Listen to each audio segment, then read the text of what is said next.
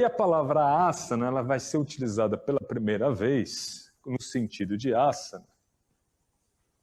Daí vai depender da interpretação de que data que você joga o Yoga Sutra.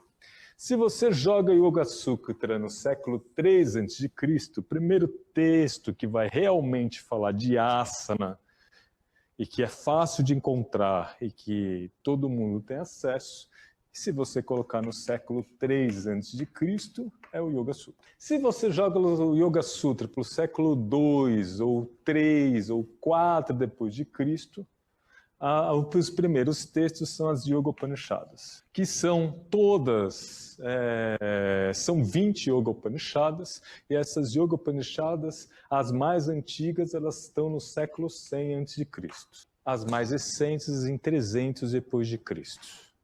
E tem ainda mais recentes ainda, como a Yoga Chudamani Upanishad, que é do século 11.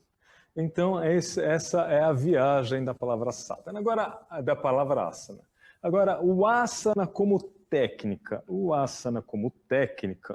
A sua origem é imputada ao Vale do Indo, né? Que momento do Vale do Indo, professor?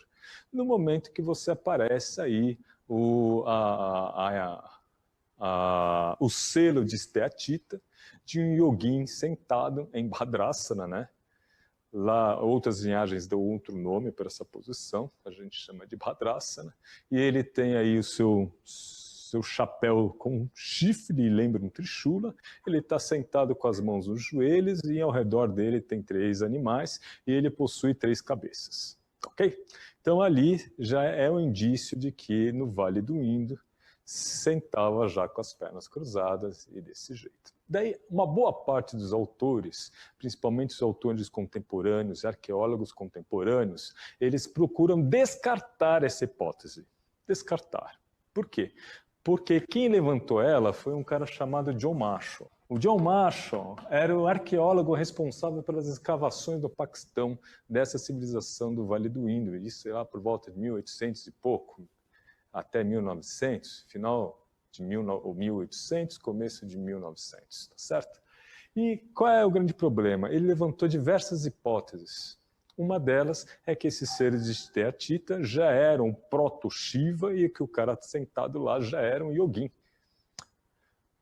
No entanto, o que os arqueólogos recentes falam? Eles costumam dizer que nesse período que esses selos de esteatitas com pessoas sentadas eram encontrados, por exemplo, em escavações no Irã.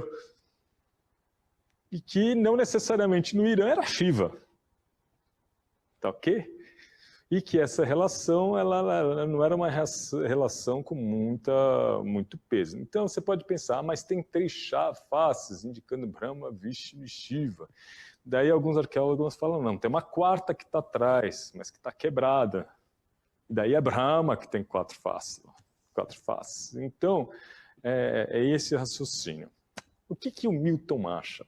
O Milton acha assim, cara, olha, você tem diversos elementos presentes na sociedade do Vale do Indo que são muito idênticos aos elementos presentes no hinduísmo contemporâneo, indicando que houve um processo de assimilação, um choque de culturas e uma assimilação da sociedade que estava lá, que se fundiu no sincretismo. Da mesma forma que você tem em Kalibangan, o Yoni Linga, que é por volta de quase 5.000 anos, 6.000 anos, 7.000 anos atrás, de Kalibangan. E você tem lá o Yoni Linga, que é exatamente igual ao Yoni Linga que se adora atualmente. Você tem a presença da adoração a uma deusa sobre a árvore Pipal, que é exatamente o que se faz hoje no Puja a deusa durante o Navaratra. Então você tem diversos elementos que ligam uma cultura a outra. Portanto, a probabilidade de que realmente seja Shiva é muito maior do que você achar que é qualquer outra coisa. É isso que o Milton acha, tá? Mas eu expus para vocês todas as vertentes e raciocínios que existem aí, para que você, ao ler, não fique achando que, não é, fulano disse. Tá, na minha opinião é essa.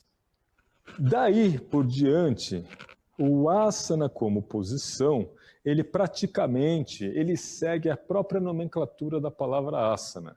Então ele vai estar presente aonde? Vai estar presente na Atharva Veda, ele vai estar presente nos Yoga Upanishads, ele vai estar presente na Brihadaranyaka Upanishad, ele vai estar presente na Shvetasvatara, como o sentar com a coluna ereta. Então, a maior parte das posições escritas nos textos, elas levam em referência o quê? As posições sentadas. Tá? A primeira vez que você tem um asana não sentado descrito é no século X, depois de Cristo. Esse texto, Vimanarchana Kalpa, Vimanarchana Kalpa, ele é um texto do século X. Ele é atribuído a um sábio chamado Maharishi. Lembram do Maharishi? Que é um dos nascidos da mente de Brahma, um dos principais sábios que escreveu parte dos Vedas, tal. É o mesmo cara, mas é o nome de outro fulano. Da mesma forma que existe João no Brasil, tem um monte de João há muito tempo, da mesma forma deve ter Maharishi e Angiras a dar com pau, tá? Com certeza não é o mesmo cara, mas se atribui, fala-se que é esse sábio.